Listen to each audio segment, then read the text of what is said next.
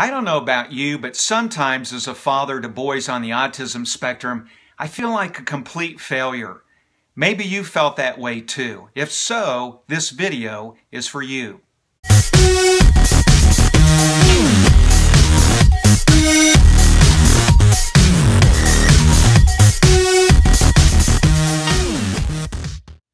The phone rang and I could barely hear my friend say, "Hey, dude, what's up?" So I whispered back to him, "Not much. Why are you whispering?" And in a guilty voice, my 35-year-old friend, father of a boy on the autism spectrum, said that he was actually calling from a closet and he was trying to be quiet because his son was looking for a particular Sesame Street video, because he would find a particular segment on that video and he would play it over and over and over and over and over and over again. I think some of you parents know what I'm talking about. "Joey's driving me crazy playing that Sesame Street video 1,000 times a day, and I just needed some time to get away." I reassured my friend that I've had similar moments like that too. I can remember once standing in my son's bedroom while he was having a tantrum of biblical proportions, and I wondered what it might be like to move to Australia. Why Australia? Because in that moment, it was the furthest place away that I could think of. Parenting a child with special needs is a mixture of the happiest moments of your life, along with those moments that make you just want to run from the room screaming, "Why doesn't he do something age appropriate?" Or, "How many times have I told him not to do that?" Or, "When is he ever going to stop doing that?" If you've ever had thoughts like those, or if you've ever expressed words like those, Dad, you're not alone.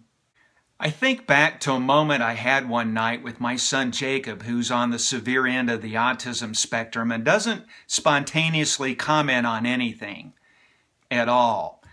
And every night for months, I had been telling him at bedtime when it was time to tuck him in, "Jesus loves you, Jacob." And oftentimes he would appear more interested in anything other than what I had to say. The clock on the wall, the light in the ceiling, no response at all. But every night I kept telling him, "Jesus loves you, Jacob."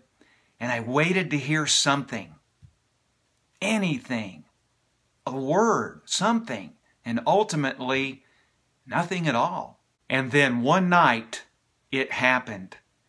I put my son to bed, I bent over to kiss him on the forehead, and before I could say anything else, he said, "Jesus loves Jacob." I can't tell you how often I reflect on that moment. It is one of the treasured moments in my parenting history as a father that I store in my heart.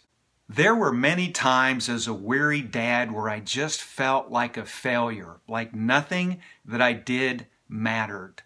But those three words, "Jesus loves Jacob," gave me hope.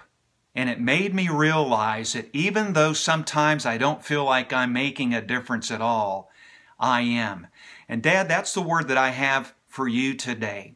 Even in those moments where you've tried and you've tried and you've tried and you don't feel like you're making any difference at all, you do. Never forget this. What you do today as a dad for your child with special needs matters. It makes a difference. And you may not see that difference today, and you may not see it tomorrow, and you may not see it months from now. But one of these days, it's coming. Hey, the truth is, running off to Australia sometimes does feel like a good idea. But Dad, if you'll hang in there, hold tight to God's hand, and stick it out, there is hope for today. I've got a verse for you. Write this down, print it out, stick it on your mirror, and make sure that you look at it every single day. It's from Galatians 6:9, and it says this, "Do not grow weary in doing good, for in due season you will reap your reward if you don't grow weary." Hey, thanks for everything that you do as a dad to a kid with special needs. And make sure that you like the No More Vacant Dads Facebook page to receive posts and other videos to encourage you for today.